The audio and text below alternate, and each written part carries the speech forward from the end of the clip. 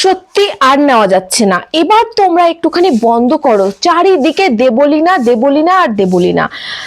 তোমরা নিজেকে কোন জায়গায় নামাচ্ছ একটুখানি বুঝতে পারছো? দুদিন আগেও যে প্রোফাইলটাকে অন করেছে সেও তাকে নিয়ে বিচার করছে। আসলে কি তোমরা যোগ্য তার? মানে যে সে বড় ক্রিয়েটার ছোট ক্রিয়েটার সবাই মিলে একটা বিচার সভা মানে নামিয়েছে। তোমরা কি বিচারক? তোমরা তো আসলে বিচারক নয়। তবে কেন এটা বন্ধ করছো না তোমরা? আমি তাকে নিয়ে কোনো ভিডিও বানাতেই চাই না, বানাতাম না, কারণ আমি তার যোগ্যই না। আমার তো খুব ছোট্ট প্রোফাইল, আমি জানি না আমার এই কথাগুলো তাদের কাছে কিংবা যারা তাকে নিয়ে মানে এত পরিমাণে উল্টো কথা বলছে তাদের কাছেও পৌঁছাবে কিনা। হ্যাঁ, তার বিপক্ষে কথা বলছে, আমি চাই যে তাদের কাছে যেন পৌঁছাক, কারণ আমি তো খুব ছোট্ট একটা প্রোফাইল নিয়ে কাজ করি, তাই আসলে জানি না সেখানে কথাগুলো পৌঁছাবে না। আমার এই সত্যি কথাগুলো যদি আমার সামনে কোনো মিডিয়াও আসতো না, আমি এই সত্যি কথাগুলো বলতাম। আর এই মেয়েটা যদি মরে যেত তাহলে সবাই ওই মোমবাতি নিয়ে মিছিলগুলো করতো, মানে সবাই জাস্টিস চাইতো, সেই ছেলেটার বিরুদ্ধে কথাগুলো বলতো। আর এখন যখন মেয়েটা বেঁচে গেছে তাকে তারা মানে এই মানুষগুলো বাঁচতে দেবে না, তার উপরে পড়ে আছে। সে কেন 78টা ওষুধ খেলো না, সে 2টো ওষুধ খেলো না 5টা ওষুধ খেলো, সে বেঁচে ফিরেছে এটা বেশি মানে আসল কথা নয়। সে কটা ওষুধ খেলো, 78টা না 73টা যেরকম বেশ ওষুধ খেয়েছে, সেটার পরেও কেন সে বেঁচে গেল, এটা নিয়ে মানুষের প্রবলেম। কেন বলো তো? মানে বেঁচে গেছে ভালো লাগছে না, যদি মরে যেত তবে আবার তাকে নিয়েই মানে ঝোল গাইতে না, ঝোল টানতে তাকে নিয়ে। তোমাদের এই আমাদের মানে মানুষগুলো কি বলতো, আমাদের পৃথিবীতে মানুষগুলো হচ্ছে 1 নম্বরের স্বার্থপর। মানে মানুষ যেদিকে যায় মানুষ সেদিকেই যায়। এই যখনই এই দেবলীনা দিদি যখনই ভিডিওটা বানিয়ে এই কাজটা করেছিল, সেই ভিডিওটা যখনই ভাইরাল, প্রত্যেকে তাকে নিয়েই সিম্পাথি দেখিয়েছে। আর যখনই দেখছে গানটা অন্যদিকে যাচ্ছে যে না এটা ঠিক করেনি, কেন এটা ভুল কথা, মিথ্যে কথা, তখনই আবার ওর বিপক্ষেই চলে গেছে। মানুষ কি বলতো, এই ভিউজের জন্য, এই ফেসবুকে ভিডিও ভিউজ, লাইক, টাকা, ডলার, এইগুলোর জন্য মানুষ মানে এত পরিমাণে খারাপ হচ্ছে, মানে কি বলবো, মানে যেদিকে ঝোল টানছে মানুষ সেদিকেই যাচ্ছে, আসল কথা কেউ বিচার করছে না। মানে কি বলবো, তার পাড়ার মানুষগুলো পর্যন্ত, হ্যাঁ কেউ ভালো বলছে, হ্যাঁ দেবলীনা খুব ভালো মেয়ে এটা বলছে, আবার একজন লোক বলছে না না এটা মেনে নিতে পারছি না, 78টা ওষুধ খেয়ে সে আবার বেঁচে আছে, এটা একটা গল্প। সে পাড়ার মানুষগুলোকেও চিনিয়ে দিচ্ছে, অথচ সেই মানুষটাই দেবলীনাই কিন্তু মানে পাড়ার মানুষদেরকে নিয়ে ভালো বলেছে যে হ্যাঁ আমার মাকে ছাড়া পাড়ার মানুষ চলতে পারে না, বা সেই পাড়ার মানুষগুলোই এখন মিডিয়ার সামনে এসে এই কথাগুলো বলছে। আর নন্দিনী ভট্টাচার্য বলে কোন একজন মহিলা, মাঝে মধ্যে দেখি সে পুরুষদেরকে নিয়ে কথা বলে, অতটা খেয়াল করি না, দেখিও না, কিন্তু কালকের একটা ভিডিও দেখছিলাম নিউজে এসে তাকে নিয়ে কথা বলছে। সে কেন ভিডিও করে ঘরের মধ্যে, কেন সে শেয়ার করে, বাবা সে ডেইলি ব্লগ করে, সে ভালো কিছু দেখায়। আচ্ছা মানুষ একটা কথাই বলছে যে শ্বশুর বাড়িতে থেকে ভালো কিছুই তো দেখেছি আমরা, তো কোনো কিছু খারাপ দেখিনি। তবে এটাও তোমরা বিচার করো যে সে মেয়েটা খারাপ কিছু কখনোই দেখাতে চায়নি, সে ভালো কিছুই দেখিয়েছে। খারাপ কিছু দেখালে কি ভালো বলতে তোমরা? ভালো তো বলতে না।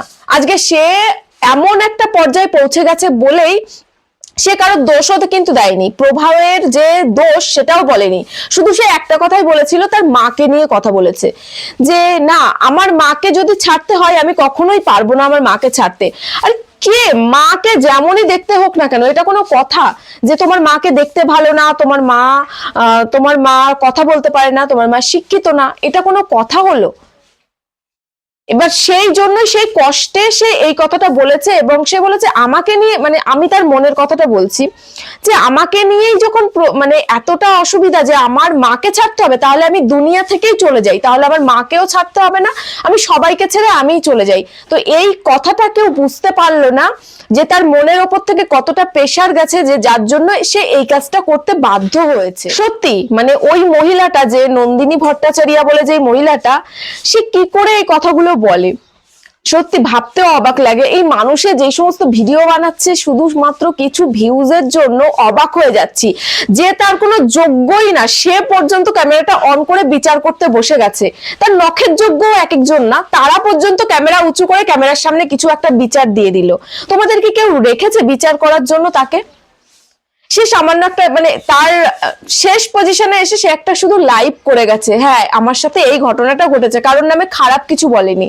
তোমরা কি জানতে? এ তো মিডিয়া ছড়াছড়ি হয়েছে বলে তাই জানতে পারলে যে তাকে 2 মাস পর্যন্ত সে বাপের বাড়িতে ছিল, তাকে তাড়িয়ে দেওয়া হয়েছিল। সে তো সেই কথাটাও লাইভে বলেনি, শুধু বলেছিল যে তার মায়ের কথা, তার মাকে ছাড়তে বলা হয়েছে। তোমাদের কাছে একটাই কথা বলবো, যারা যেমন ভাবে দেখছো দেখো, যা কিছু হোক, তোমরা ওই মানুষটাকে নিয়ে আর ভিডিও বানিও না কিছু মাত্র ভিউজের জন্য। ডলার তো ইনকাম করছে, যারা ভাইরাল মানে যারা তো প্রচন্ড পরিমাণে ভিউজ হয় তারা তো অলরেডি মানে টাকা ইনকাম করছো। প্লিজ এটা নিয়ে আর টাকা ইনকাম করতে যেও না। মানুষকে দেখো, ও মানে তার মনের ইয়েটা একটুখানি দেখো যে সে কোন পজিশনে যাওয়ার পরে সে ওই ওষুধগুলো খেয়েছিল আর আজকে সে বেঁচে আছে, এটাই বড় কথা। তোমরাই তো অনেকেই বলেছো তুমি তাড়াতাড়ি সুস্থ হয়ে ওঠো, সুস্থ হয়ে ওঠো, তবে আজকে কেন এই সমস্ত ভিডিওগুলো তোমরাই বানাচ্ছ?